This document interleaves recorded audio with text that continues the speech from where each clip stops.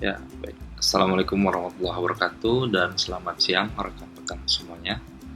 Pada pertemuan siang hari ini kita akan membahas berkaitan dengan dinamika politik pertanahan dalam tatanan masyarakat adat. Ini yang pertama adalah tanah memiliki arti yang sangat penting bagi setiap individu dalam masyarakat. Selain memiliki nilai ekonomis yang dapat dicadangkan sebagai sumber pendukung kehidupan manusia, di masa mendatang, tanah juga mengandung aspek spiritual dalam lingkungan dan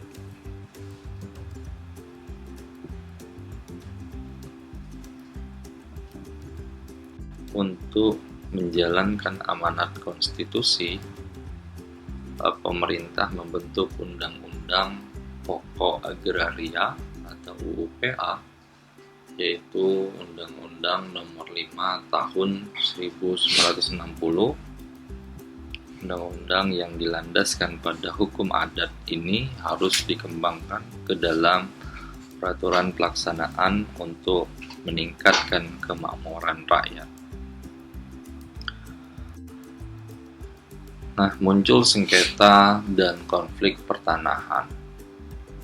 Masalah konversi tanah bekas hak barat. Kemudian ada masalah penguasaan dan kepemilikan tanah.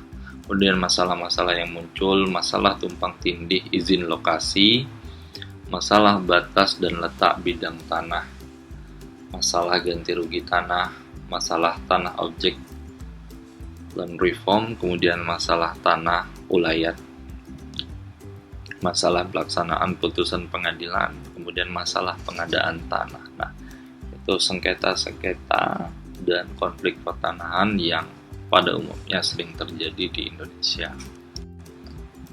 Kemudian solusi dari persengketaan tanah yang ada di Indonesia.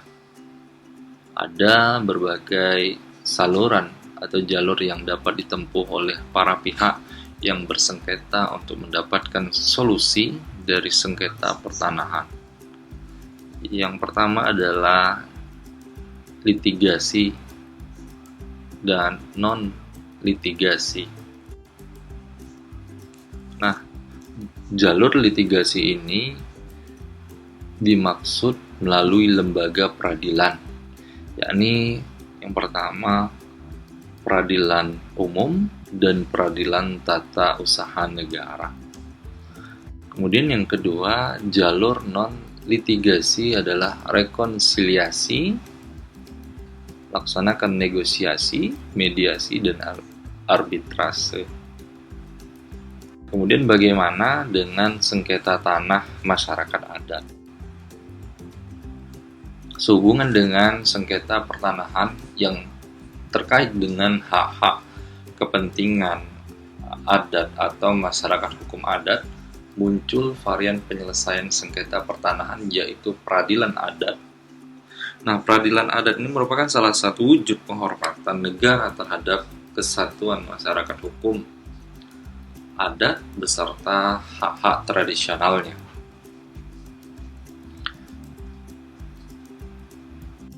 Apa dasar hukumnya? Dasar hukumnya adalah pasal 18B Undang-Undang NRI tahun 1945.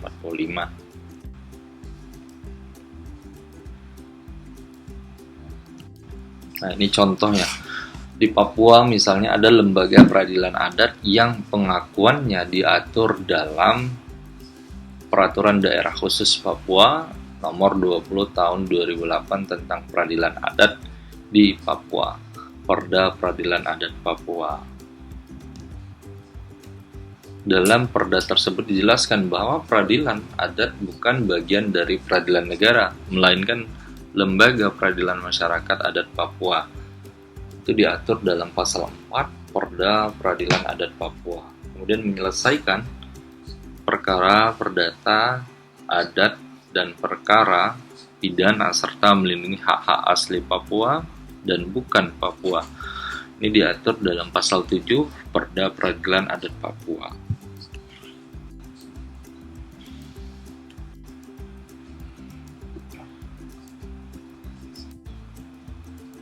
Nah, kemudian pola-pola penyelesaian sengketa tanah dalam masyarakat adat. Ini pola-pola penyelesaian sengketa tanah pada masyarakat se-NTB. Bisa dilihat, teman-teman bisa perhatikan, rekan-rekan bisa perhatikan jenis konflik yang terjadi. Ada individu dengan individu, kemudian individu dengan masyarakat, masyarakat dengan masyarakat, kemudian masyarakat dengan pemerintah. Nah, pola penyelesaian yang digunakan dalam penyelesaian konflik pertanahan ini ada dengan dua cara, litigasi dan non-litigasi.